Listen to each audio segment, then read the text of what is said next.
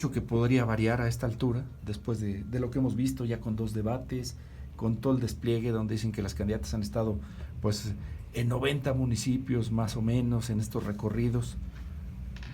¿En qué estatus nos encontraríamos? Pues creo que habrá todavía esta semana o la que viene algunas mediciones para ver si las tendencias que se han mostrado durante la campaña se mantienen o hay ciertos ajustes. Como bien dices, según las encuestas, hay un sector que ya decidió su voto, pero también hay otro porcentaje, algunas encuestas manejan el 15%, 12, 15, que no ha decidido por quién votar. Estos indecisos, como les llaman, muchas veces, primero, que salgan a votar, y segundo, pues nadie sabe a ciencia cierta van a emitir, a qué opción van a emitir el voto. Pero pues lo más interesante viene, yo creo que el 4 de junio, ¿no? Porque las encuestas, como lo hemos comentado en la mesa, son fotografías del momento, y a pesar de que ya estamos en el cierre final, vamos a pensar, pues esto no se acaba hasta que se acaba, ¿no? Es el 4 de junio. Eso es lo que dicen los beisboleros. Doctor Aldo Muñoz, el asunto del debate, que podemos criticar el formato y lo que sea, pero ahí estuvo esta exposición. ¿Finalmente es un elemento valioso para esta toma de decisiones? Bueno, yo creo que no hay como cosas o temas o situaciones muy diferentes a lo que ha sido pues el discurso en el marco de lo que son los mítines, de lo que han sido los mensajes por parte de los equipos de campaña. Yo creo que pues el debate es más una oportunidad para escucharlas de manera directa por un público, digamos, más amplio. Pero oportunidad de ellas para hacerse escuchar, oportunidad del ciudadano para encontrar algún elemento diferenciador. ¿Para qué fue más oportunidad esto? Pues yo creo que es un formalismo, porque no hubo ninguna novedad, no hubo ninguna gran diferencia en el discurso, en los temas, en los mensajes. Yo creo que lo más destacado del debate fue el buen trabajo que hizo la moderadora, nuestra compañera Ginarelli, pero fuera de eso no generó ni entusiasmo, ni hubo algún tipo de anuncio sorpresivo, ni siquiera hubo algún contraste importante. Las menciones que hizo Alejandra Morales sobre Delfina Gómez, pues ya las conocemos en otros momentos. Francamente fue un evento más que se pierde, me parece, en el conjunto de dimes y diretes, o en el conjunto de lo que es la contienda por la gubernatura. Esperemos que próximamente, pues en el poco tiempo que queda, haya pues realmente algo que destacar del discurso, o algo que señalar sobre los contrastes que podemos encontrar, ¿no? De momento no se ve nada diferente. Nada diferente. Paul Valdés, ¿cómo van las mediciones? ¿Hay algo que se tenga que pues apuntar o enfocar específicamente a esta altura? Estamos ya pues prácticamente a 9 días de que acaben las campañas de las candidatas a la gubernatura. ¿Algo se ha movido? Sí, fíjate que realizamos un ejercicio, una encuesta en línea, prácticamente durante el debate, ya en la segunda mitad, y posterior estuvo corriendo con bastante impacto. Alcanzamos 28,000 encuestas, que es una cifra pues bastante grande, de gente que vio el debate.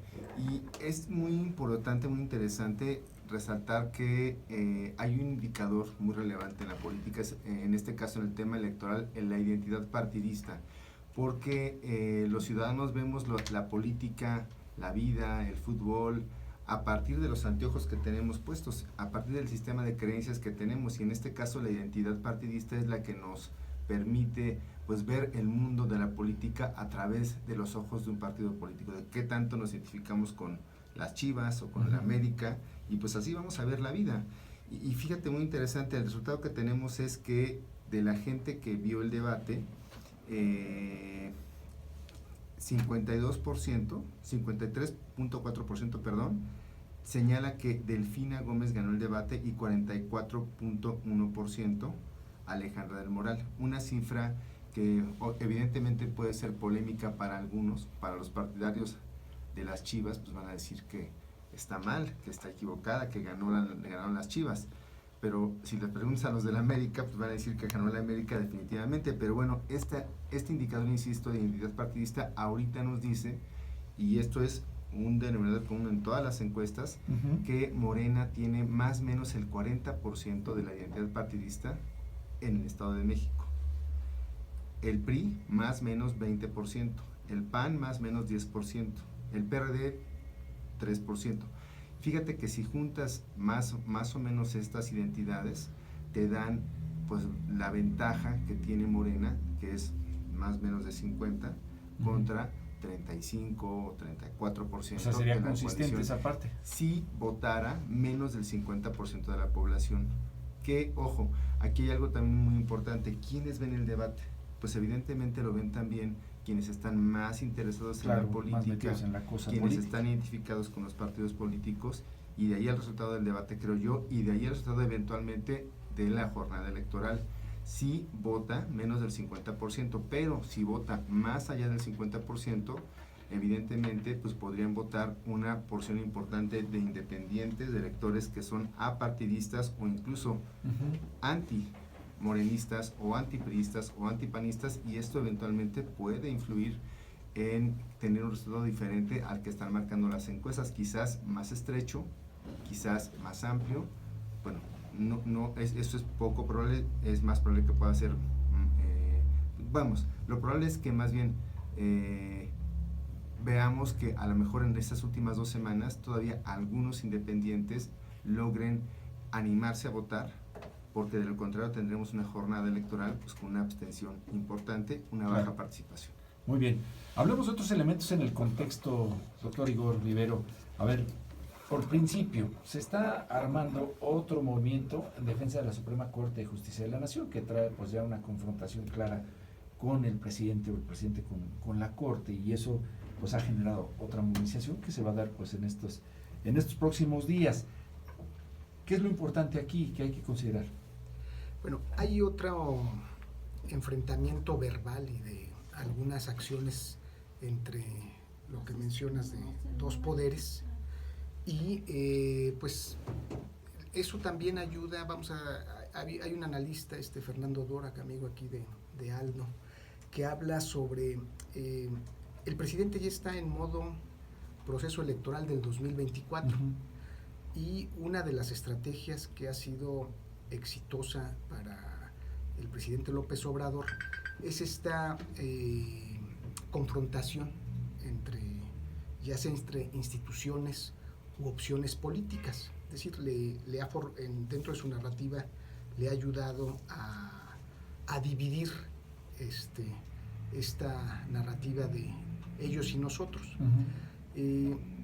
Hay varios aspectos en este tema que tú dices, porque hay una parte técnica legal donde inclusive el gobierno de López Obrador ha tenido reveses judiciales, como fue en su momento la reforma electoral, y ha habido otras donde ha ganado ciertas acciones.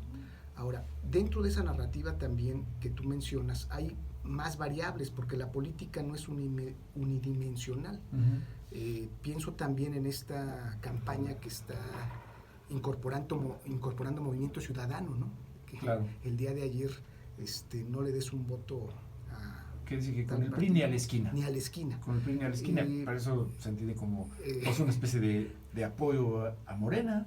Pues es como un deslinde, vamos a verlo en un primer momento, pero ¿De favorece. verdad? No es un deslinde, por favor. Pero favorece como bien. O sea, el rebote es directamente. Le toca con chanfle, Morena, ¿no? Como dice Paul aquí en el argot futbolero, con chanfle, también meten su balón. A ver, doctor Aldo, te sonreíste enérgicamente. ¿Es un deslinde nada más? No, yo creo que es un acto abiertamente de proselitismo del presidente. Pero pues yo creo ¿Y que de Movimiento Ciudadano? Pues no, me refiero a los dichos del presidente, pero en el caso del Movimiento Ciudadano tiene, digamos, un cálculo, digamos, más estratégico sobre sus alcances, digamos, más individuales como organización. Y déjame decirte, si el PRI tiene cierto nivel de rechazo frente a los electores en alguna elección estatal o incluso a nivel nacional, evidentemente no quiere, digamos, ser convidado de ese descrédito. Y como nos puede aquí pues documentar nuestro amigo Paul, el nivel de rechazo juega un papel fundamental en la intención del voto, a pesar de la identificación partidista o a pesar de las alianzas.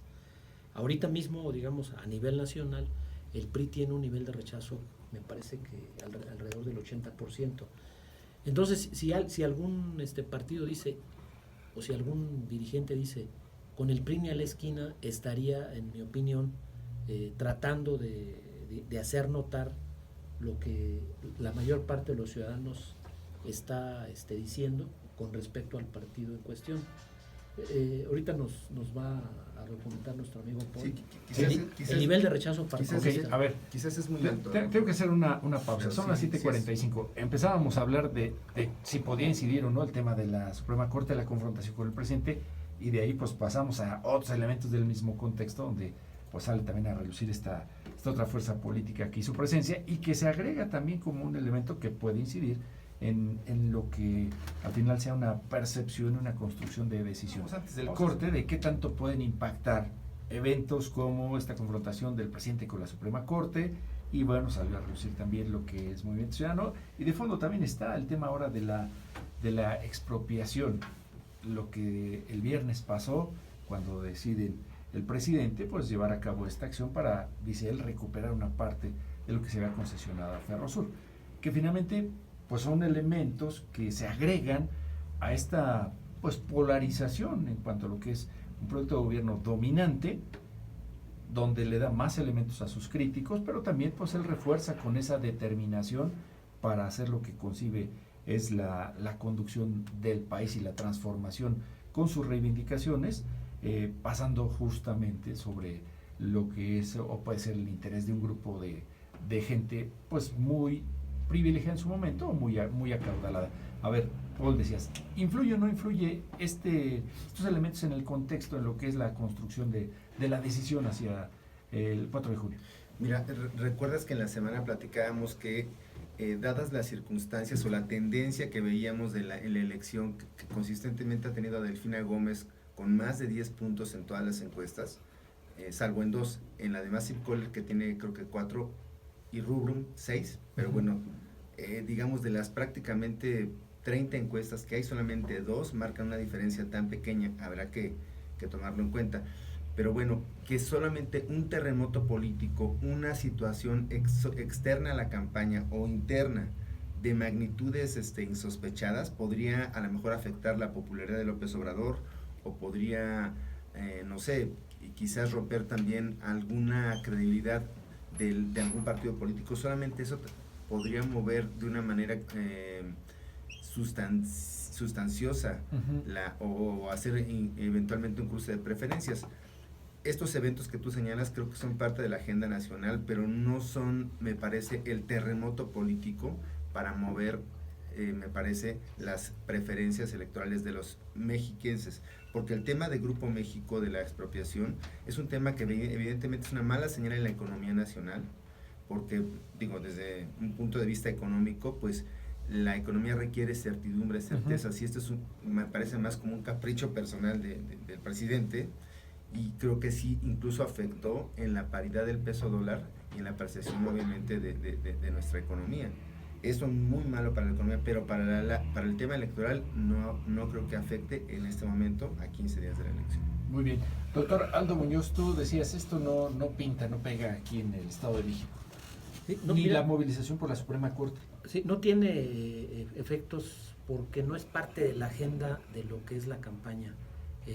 Digamos, la relación que hay entre las candidatas y el tipo de expectativas que se generan, pues pasa por cuestiones de vida cotidiana. El tema, pues, digamos, de la expropiación o de la recuperación de una concesión, como también se dice, es decir, una concesión significa que es propiedad de la nación y no es propiedad privada. Entonces, bueno, se retoma el espacio por un tema de seguridad nacional, según el propio presidente, pues no son asuntos que tengan que ver con lo electoral, o no son asuntos que tengan que ver con nuestra vida cotidiana, y tampoco tiene efectos inmediatos en nuestra economía, en nuestro acontecer en el ámbito del transporte. ¿No sirve para que alguien diga, ya ves cómo gobierna Morena, ya ves cómo toman decisiones en Morena? Sobre todo porque estamos en una etapa de la campaña, sobre todo en la coalición Va por el Estado de México, donde entramos a jugar con el factor miedo, ¿no? Sí, pero imagínate. Pero no entra. Sí, no, pero imagínate, Oscar, también puede ocurrir que diga alguien, ¿ya viste qué presidente tan valiente tenemos que recupera propiedad de la nación sin violentar o sin salirse de la legalidad? Sí, claro, para quienes están con él esto es otro acto de heroísmo. Exactamente, cada quien le habla a su público y pues yo supongo que cada quien ahí se podrá posicionar. Ajá. Pero al proceso electoral, digamos, no le afecta y no tiene, me parece, mucho impacto. Muy bien. Igor, tú estabas... No es un tema que tomen las candidatas directamente, que pudiera tomar inclusive la candidata del PRI diciendo este argumento. Si fuera un tema metido en la campaña, pues lo retomarían en la agenda y lo meterían en esta discusión. Hay muchas acciones de los gobiernos que están tomando todos los días. Los gobiernos son máquinas de decisiones.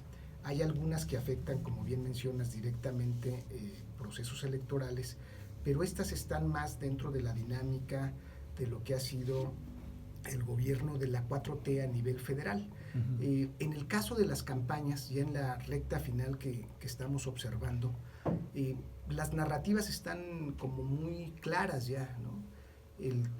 La propuesta de la maestra Delfina de Morena es un cambio, y la de la candidata del Moral es pues una campaña que ha intentado deslindarse de el origen partidista, pero con el sello de los partidos políticos que la están acompañando. Las previsiones que vamos a observar, creo, de aquí a que sea la jornada electoral, pues van a ser una ensalada de cifras que es parte de la campaña electoral. Del lado de, bien lo decía Paul, de las 30 encuestas que se han presentado, en ninguna el PRI, en ninguna de las encuestas, va en primer lugar durante toda la campaña. Sí, nadie está diciendo que no pudiera darse un resultado donde esta opción política ganara hasta el 4 de junio. Pero es poco probable. Es muy poco probable, según lo que nos han dado las encuestas. O sea, en ninguna hay una encuesta que diga, va a 5 puntos arriba o 10 puntos arriba. La narrativa del PRI es, lógicamente, y de la candidata es, ya los alcanzamos y los vamos a rebasar. Pues no podrían decir otra cosa. Del otro lado, es como una administración de ventaja, ¿no? De tratar de mantener una ventaja que te lleve a una victoria lo más holgada posible. ¿Qué va a pasar después del 4 de junio? Pero si quieren eso lo platicamos en otra mesa. Después del 4 de junio, no. A ver, Paul, entonces decías tú, es importante el volumen de votación que se pueda dar para pensar en algún movimiento contra la tendencia medida. Definitivamente. Decíamos que si vota menos del 50%, casi es muy probable que el resultado se ajuste a las encuestas más próximas a la jornada electoral, que serán las que se publiquen en esta última semana.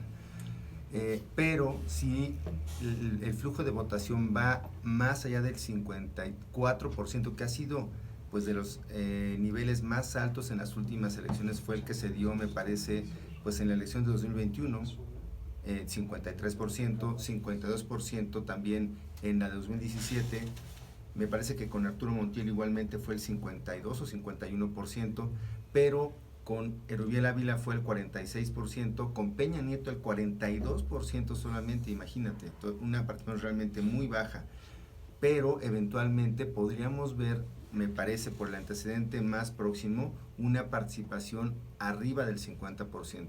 En las estimaciones de las encuestas tenemos en parámetro aproximadamente el 52% al inicio de la campaña y se ha mantenido, es decir, no ha habido una efervescencia, más bien se han consolidado las preferencias de ambas candidatas sin MC afuera. También creo que es un incentivo menos para los independientes. Se han consolidado este 52%, es probable que se mantenga ahí o incluso pueda subir los 2 puntos que señalaba del 53 o quizás 54%, que sería una participación ya alta en sí mismo, pero creo que ahorita ya es más bien la temporada de los operadores de campaña, de las movilizaciones, de las clientelas político-electorales, y me parece que en ese sentido pues esperaremos, por ejemplo, del PRI y del PAN, pues ya una estrategia muy armada, ya tienen mucha experiencia, pero igualmente Morena también lo ha tenido desde el 2018, cada vez un ejercicio de operación política más fino con operadores en las acciones electorales. Hemos visto, por ejemplo, cómo ya en la calle están cuadrillas o brigadistas de Morena, pero también brigadistas de PAN, exactamente, repartiendo folletos, tocando en las puertas de las casas, igualmente también del PAN y del PRI, están haciendo una operación ya política, de manera que vamos a ver cómo estos temas están polarizando realmente a esas clientelas, ¿no? Claro. Como bien dices tú, ¿qué pasa con la expropiación de Grupo México? Pues enardece o levanta el ánimo de mucha gente que está en contra de López Obrador, pero también habrá que ver si esa narrativa de pues un tanto populista de defender el patrimonio nacional, pues también puede incentivar a los seguidores de Morena a votar por Delfina Gómez. Muy bien. Doctor Arnoldo Muñoz, ¿cuáles serían los flancos débiles o los flancos a cuidar para este cierre de la elección en cada una de las candidatas? Pues mira, yo creo que en el caso de Delfina Gómez, el flanco más débil es digamos, el exceso de exposición pública, si me permites el término, y la presencia, me parece demasiado exacerbada, de Higinio Martínez en los mítines y de Pepe Coutoulén. Lo que hemos visto no le ayuda. es que no la dejan hablar, que hablan ellos más tiempo, que a veces los asistentes se desesperan porque ella habla muy poco y a veces se van antes de que termine el evento porque no la pudieron escuchar. Yo creo que ahí okay. Hay algo. El caso del final. ¿El caso de Alejandra? Y en el caso de Alejandra del Moral, yo creo que hace falta que se le vea más acompañada de los dirigentes partidistas que arropan. O sea, al contrario. Es todo lo contrario, a ella se le ve muy sola. Ahora vinieron gobernadores panistas sí, a apoyarla. Ella dijo antes que vinieran los de Morena, que todos juntos o como quisieran. En fin, que se van a ganar, ¿no? Exactamente. Entonces ahora, pues, me parece que es un poco tarde, pero digamos, habría que considerar pues la importancia de que pues siga, digamos, pues un apoyo digamos más visible, más explícito, tanto de panistas como de perredistas, porque sí se le vio muy sola durante todo el primer tramo de la campaña. Muy bien. Doctor Igor Vivero, la misma cuestión. Yo creo Flancos débiles. Fíjate que para las dos candidaturas, en mi opinión, el flanco débil no han logrado hacer una campaña para las juventudes dentro del lenguaje digital. Ambas han tenido reuniones con grupos juveniles, pero me refiero a los mensajes. No son ejes de su campaña. No, digamos, intentan, como muchas personas que se dedican a la política, entrar a las redes sociales, al TikTok. No sé si sea el lenguaje que utilizan los jóvenes, es decir, sabemos que mucho del uso, del consumo en redes sociodigitales es más para un tema de esparcimiento, de comunicación, y a bastantes personas profesionales de la política les cuesta mucho trabajo, ¿no? Porque no es una cuestión auténtica, no son los equipos que están mencionando. Ahora, claro que han tenido reuniones, hay mensajes inclusive para las juventudes, pero estos mensajes vienen siendo dentro como del formato tradicional. Y recordemos que hay un rompimiento dentro tanto del comportamiento como el tema de comunicación entre las juventudes cómo consumen, cómo usan el tema digital y nuestra generación que viene de lo analógico, de cómo lo hacemos. Y creo que a las campañas les cuesta mucho trabajo, más allá de hacer las reuniones, más allá de subir un video de TikTok. Y quizás, si un porcentaje de las juventudes sale a votar, realmente no sabemos cómo va a votar. Son los más, muchas veces, alejados de la política, no porque no les interese la política, sino porque los políticos profesionales no han sabido conectar con esa parte. Igual no salen a votar, pero creo que es un punto que las campañas lo han hecho en el tema tradicional. Claro, aquí lo primero, Paul Valdés, nos quedamos a la expectativa de tu respuesta. Flancos débiles de las candidatas a esta altura. Mira, yo creo que siempre para la puntera de la campaña va a ser siempre para la puntera de la campaña, en este caso Delfina Gómez, creo que el principal tema es el exceso de confianza, pensar que ya se ganó, pensar que ya ganamos y en consecuencia pues relajarse. ¿Tú crees que lo esté pensando? ¿Se percibe? Yo creo que están sí, o sea, confiados? que la narrativa de las encuestas donde de algún modo incluso todavía vemos spots donde dicen que bueno van 20, 25, 30 puntos arriba, creo que eso genera también una relajación en la estructura y bueno, eso puede ser un riesgo y creo que ese puede ser un flanco débil hacia el final de la campaña. Porque en 2021 recordábamos en algunos municipios donde gobernaba Morena también tenían un exceso de confianza, por ejemplo en Toluca, Naucalpan, Tlalnepantla, y el resultado fue pues diametralmente opuesto. Ya no se diga en las delegaciones de la Ciudad de México, donde tenían prácticamente, decían que ya habían ganado y eventualmente pues tuvieron resultados muy negativos, que creo que tendría que ser pues la señal de esta última parte de la jornada. Y para Alejandra del Moral me parece también que es igualmente ese exceso de confianza en pensar o en la creencia de que la operatividad del PRI de antes les va a dar el resultado ganador. ¿Por qué? Porque los números no dan. Recordemos que el PRI no pasó del 30% de la votación total en 2017, tuvo 28%, ganó gracias a que el Verde obtuvo prácticamente 5 puntos con 33 puntos y me parece que a 6 años de esa elección de Del Mazo, no estoy seguro si el PRI esté más fuerte como para sacar más de 30% de la votación total. Y eso me parece que efectivamente es un dique, es un obstáculo para la competitividad de Alejandra del Moral en esta campaña. Entonces, pensar que la estructura priista o la operatividad les va a sacar la campaña en la última parte de esta es un exceso de confianza y es un error de campaña. Muy bien. No apostarle a los independientes, a los indecisos. Claro. Cerrando esta mesa, doctor Aldo Muñoz, ¿hay posibilidades de un terremoto político? ¿Tú lo verías en cualquiera de los dos frentes? No, yo creo que las posturas están cristalizadas. Yo creo que los temas, pues los performance, las imágenes de las candidatas ya están muy claramente definidas y me parece que si pues ambas candidatas se mantienen en la misma dinámica, pues el resultado más o menos ya está definido. Muy bien. Doctor Igor, ¿hizo falta más presencia del primer priista del Estado? Pues para el PRI como organización y su cultura política sí, para la campaña no era tan relevante en el sentido de tratarse de deslindar, ¿no? De hecho, fue una campaña más enfocada en la persona y en la alianza, y en ese sentido creo que es más para un tema interno, Para la convicción de las tropas, digamos. No, pues se necesita, o sea, dentro de la cultura política del PRI hay esta disciplina. Hace rato decías, ¿cuál puede ser otro riesgo para Morena? Pues que es una organización que dentro de su estructura no está totalmente institucionalizada, es decir, ahí hay muchos generales, ¿no? Hay muchos generales.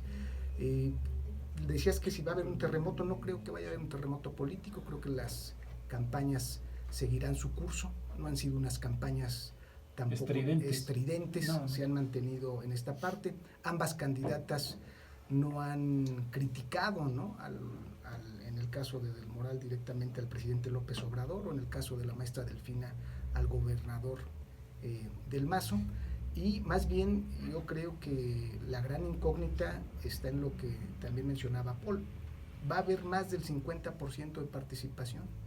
Y repito, ¿cómo van a votar ciertos independientes si llegan a ir a votar? Y creo que ahí podría estar algunos datos interesantes el 4 de junio. Muy bien. Mi querido Paul, contigo cerramos. Terremoto político, nivel de participación. Mira, sí, yo creo que como toda campaña, todo evento político, el partido tiene 90 minutos y ahora se alargan hasta 8 o 9 minutos más. Entonces hay que esperar hasta que suene el pitido final, hasta que el árbitro diga se terminó la campaña y obviamente se dé la jornada electoral. Y creo que ahí todavía puede haber algunas sorpresas, ¿no? Considerando la operatividad de los partidos, creo que PRI y Morena se parecen de algún modo, aunque me parece que Morena todavía no tiene esa articulación operativa, esa sofisticación del PRI que pues, le ganó fama durante mucho tiempo, ¿no? Pero sí me parece que hay que estar pendientes.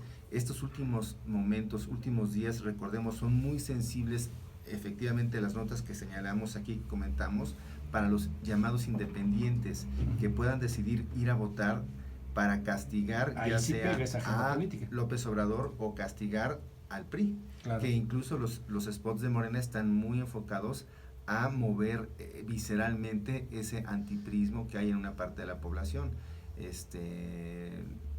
Y obviamente el tema de MC que está criticando al PRI, me parece también que es relevante en este contexto que estamos hablando. Recordemos que todavía hay un quizás 20%, 25% que decide en las últimas semanas, pero esto se va haciendo de forma gradual. Hay personas que incluso el mismo día de la jornada electoral se levantan de buen humor o de mal humor y deciden ir a votar con la víscera, con la emoción en sí mismo. No es un voto razonado, es un voto que va a castigar. Muy emocional. Muy bien, pues a los tres muchísimas gracias. Nos vemos la próxima semana.